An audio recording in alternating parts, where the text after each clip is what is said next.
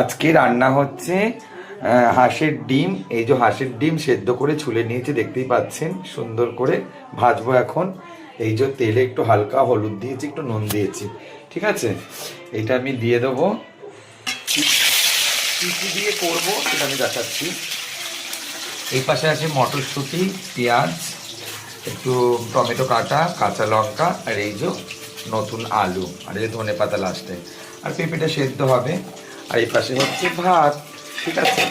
পুরো কমপ্লিট হলে আপনাদের দেখাবো হাঁসের ডিমের তরকারি, মানে কষা কষা, ঠিক আছে। দেখতে পাচ্ছেন আমি হাঁসের ডিমটা হালকা করে ভেজেছি, বেশি ভাজিনি। হ্যাঁ, আমি দিয়ে দিয়েছি এর মধ্যে আলু ভাজছি হালকা করে, একটু আলু ভেজে তুলে নিলে পরে কি হবে, তাড়াতাড়ি রান্নাটা হবে। আমি এর মধ্যে কিন্তু কোনো রকম পেঁয়াজ, চাই আদা, কোনো মশলা না, আমি পেঁয়াজ আর হচ্ছে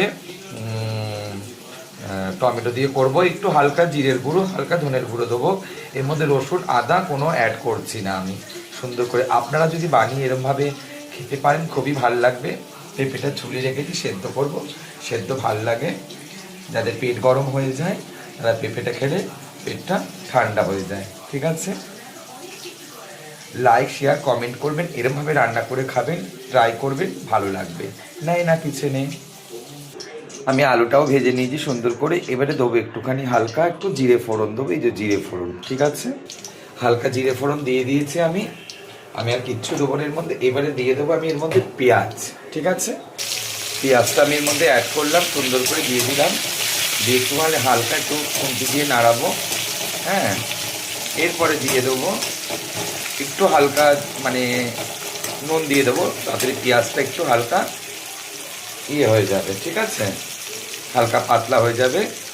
আর তারপরে দিয়ে দেবো টমেটোটা, দেখতে থাকবেন, একদম চোখ মানে ভিডিওর ওপরে থাকবে। দেখতে পাচ্ছেন হালকা হালকা একটু বাদামি হয়ে গেছে। এবার আমি দিয়ে দেবো টমেটো, ঠিক আছে।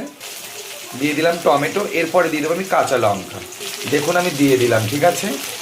আপনারা হয়তো ভাববেন যে কাঁচা লঙ্কাটা দিয়ে দিল কেন। হ্যাঁ, কাঁচা লঙ্কাটা দিয়ে দিলাম কেন, এই কারণে দিলাম যে আমি যেহেতু বাটা দিচ্ছি না, ওর মধ্যেই হতে হতে সুন্দর করে হবে।